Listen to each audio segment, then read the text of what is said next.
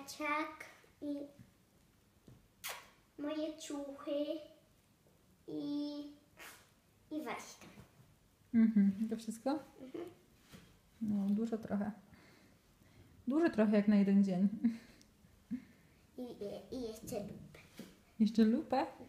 O, ja cię.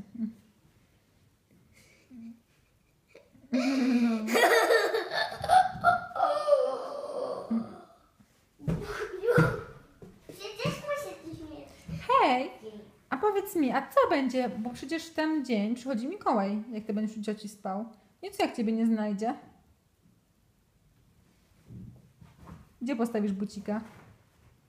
Weźmy sobie buty. A weźmiesz swoje buty, tam postawisz? Okej. No dobra, to wiele wyjaśnia. Dobrze.